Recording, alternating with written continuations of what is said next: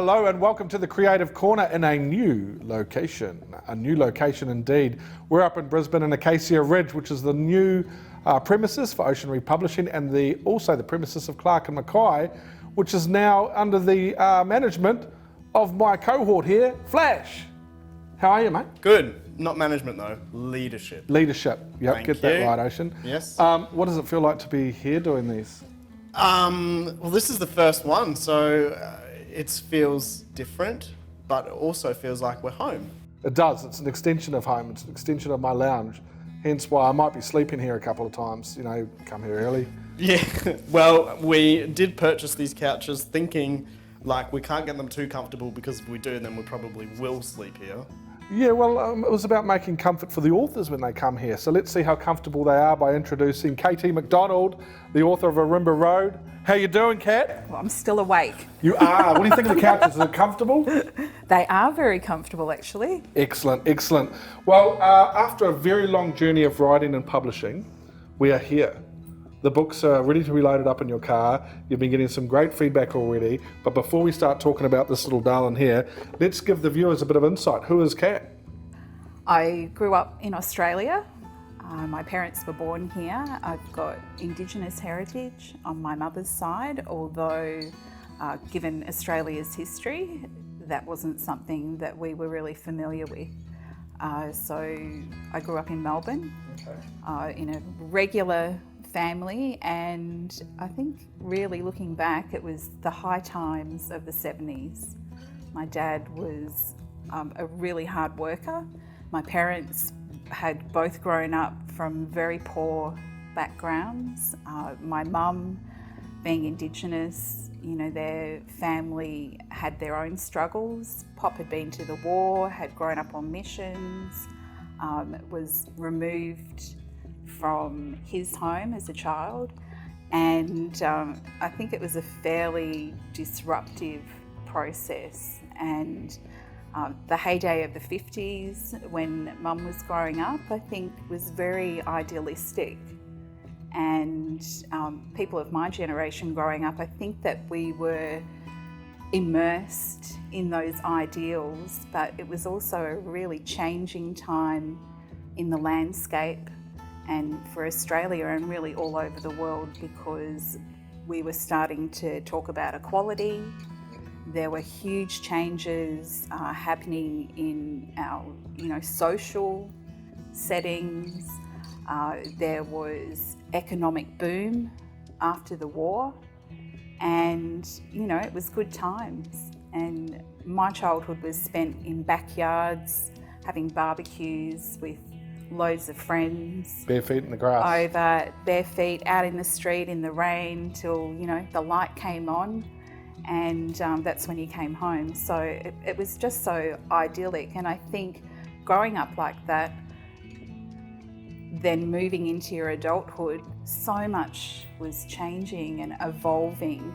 And I think, a lot of people came out the other side of that with this idea of what their life would be like. But, as humans, we're evolving, and I think so much has changed in that time.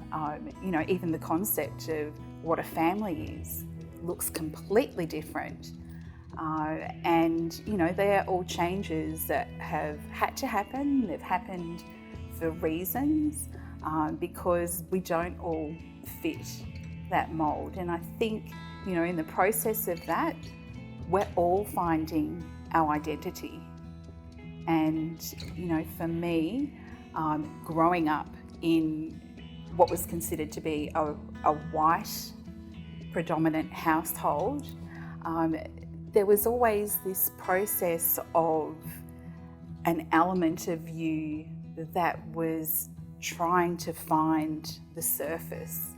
And for me, I think that was my Indigenous aspect, coming up against these white ideals when I didn't really fit that mould. And when I look back over my life, I can see I've always pushed boundaries.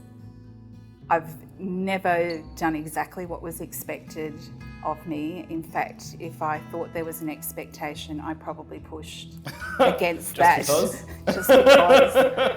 And I think that, you know, comes out a little bit in the book, really, because I can see the need for rules with things, but I also see that there's some people that are here to pioneer the boundaries and push beyond those. So, like jumping on that and the book, you know, the transition between Kat growing up, Kat into adult, Kat into writer, and now published author.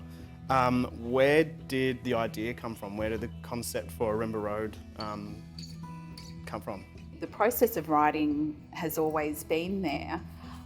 Putting it together in a book really happened when I first started to get sick. So unfortunately, I'm in the final stages of renal failure.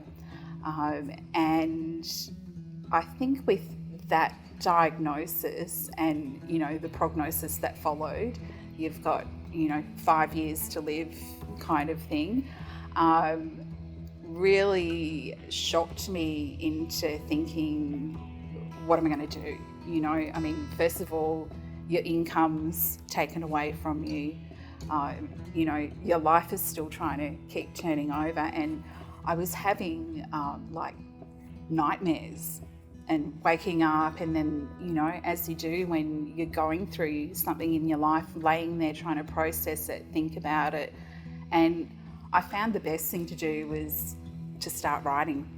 So I started writing down the nightmares and the things that I was fearing that were obviously presenting from my subconscious into my dream state and affecting my waking state. So I thought the best way to process it, as I always had, was to write. So I started writing those things down, and the more I paid attention to it, the more I realised that these were not just themes for me, they were actually themes that humanity was going through. This was also part of our evolution as humans. And so I figured, if I'm going through this, there's a collective consciousness that's occurring, and therefore humanity must be experiencing this on some level. There was a time when, during this journey of bringing the book to life, you sent me an email. We talked about it the other day. And, you know, because you started the journey 2.5 years ago with me? Yeah. Yeah. It is, yep. And in that email, you asked the question: is if, you know, if something happens to you, you want to see the book come to life, and you wanted that assurance it was going to happen. And I guess when, like, knowing that the situation you were in health-wise, and being aware that, you know, this has an end date, it didn't really hit home until you sent me that email. And I think one of the most important parts of writing, and what I'm gathering from what you're saying, is how important it is to leave that footprint, to leave that part of your creative soul here on this planet for other people to digest and to evaluate and to, in some ways, even be educated from, even though you've written it in a very fictional way. When we look at Ourimbah Road and we're looking at what the market is for that, who is this aimed at then? If you're thinking about it in 5, 10, 20, 50 years from now, who do you want to be reading this book? Humanity? Yeah, I didn't really... I think that there's enough characters in there, and the feedback that I've been given, different people from different demographics have isolated separate characters in the story, which is a huge compliment. Yes. Because it shows the diversity that's in the book. You know, I like to think that I'm inclusive, and so I've tried to write it in a way that it could really appeal to everybody on a different level. And, you know, there's people that just read a book and they read the words, and that's all the book is for them. And then, you know, there's people like book clubs or people who like to analyse content. And I think there's a lot in the book that's written, but for me it's also about the unspoken messages that we get. And communication is not just the word, it's also about the rest of the message that you receive with the word. So, that should be a feeling or energy or the own way that each of us perceives something. And, the book's about perception, and it's about, experience, and that we can all be experiencing the same thing but have a completely different takeaway in the context Absolutely. of what occurred. So I've tried to write feeling into the book as much as the words. So, I've said to lots of people, if you read it and you think it's about you, it's not. But if that's the feeling you get, then I've done my job. You talk a lot about the characters in here being quite diverse, and you talk about people giving you feedback to say that they, connect with particular characters. Have you had any other sort of feedback on the book as a whole, as the whole book? Yes, I've had really overwhelming positive feedback about it. And, there's a few kind of tricky things in there that some people have picked up on, some haven't. And, there's elements of the book that are, they're there and yet they're not expanded on. And, for some of those things, they're actually just left there. But to me, that was a representation of life. And if we look at the last paragraph on the blurb, Ourimbah Road explores the complex relationships of families, the devastation of secrets, lies, abandonment, the inability to help those we love the most, and the most basic human need, connection.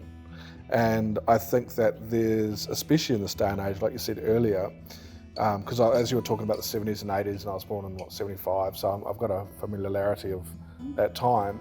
And I do think, not obviously excluding any other generation, but I think we are fortunate to have come from that time, because now I look at what that word means, what connection means, after 9/11, after the face of terrorism, after COVID, and it does mean something completely different than what it did when we were children and we were growing up as adolescents. And I think that if you get books in your hand that help you explore that, then the author's done their job, haven't they? And I guess that's what you're highlighting.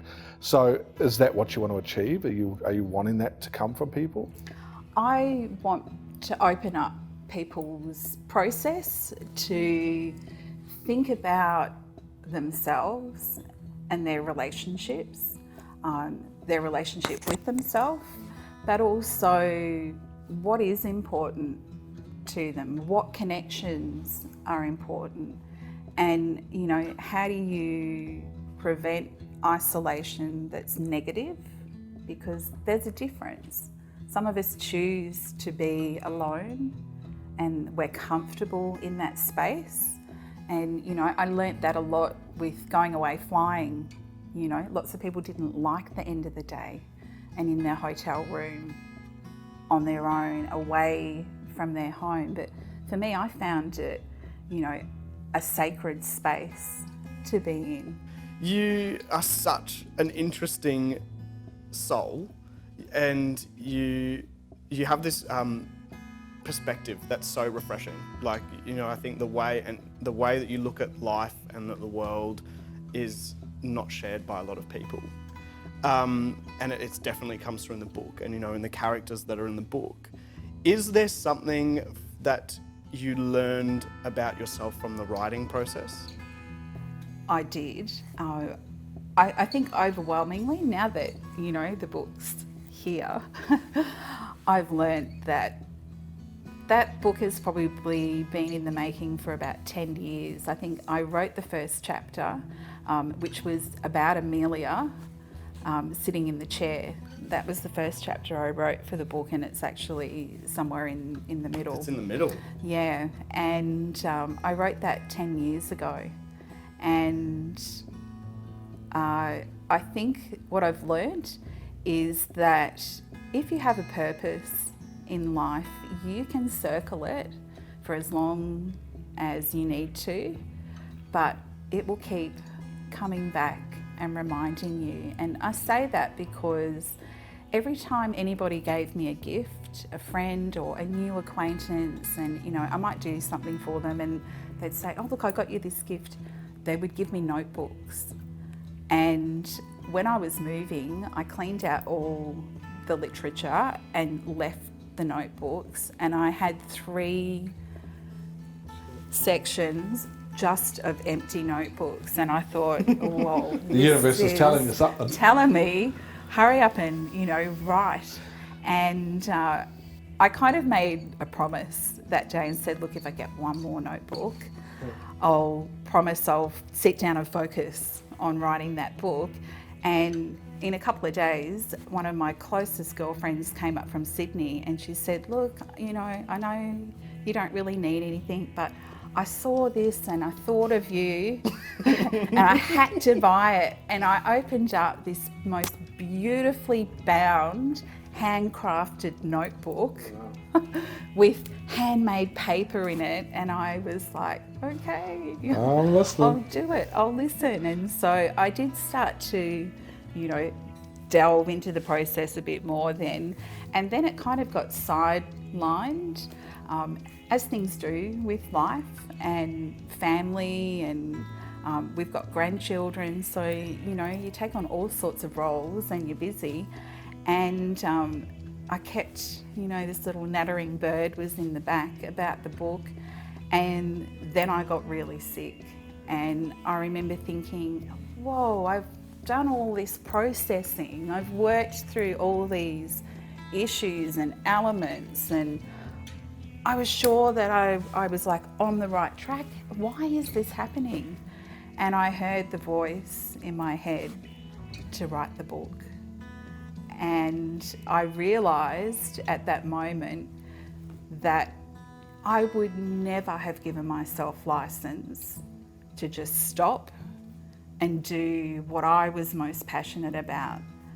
See, I think that's a very, it's awesome insight. And we don't come into this world thinking we're going to get this insight or have this calling in life that we're going to be destined to follow, because things keep showing up in our day to day.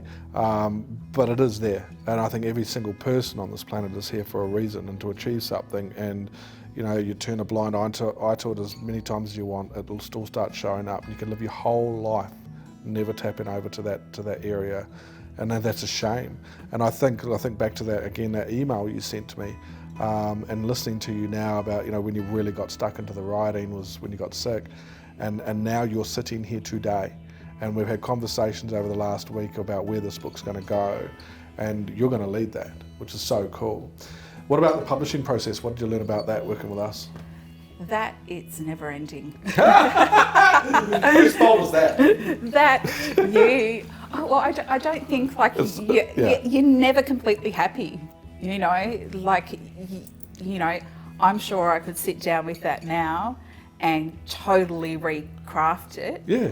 And come up with something better. Creatively, that's always the case, isn't it, though? I mean, no matter what industry you're in, the creative person that births that idea and project will always look at it and say, oh, I could have made that better, I could have done this better. Absolutely, because that's evolution. That's what we're here to do. But you designed that cover. I did. Would you change that? Maybe. Maybe?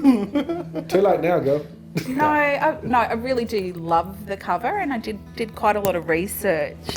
I had my sister, who is a prolific reader, going around to bookstores, all different places, and because there is an element of darkness through the story, it's a balanced perspective of life.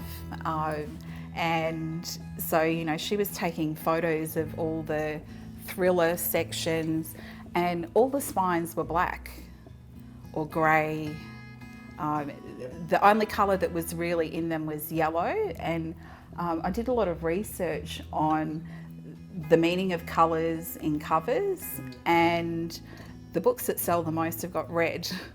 So that was a given, and I thought it suited the ideal of horror and crime, But you know, the blue was there because that's the balance of that, is soothing, calm, you know, twilight.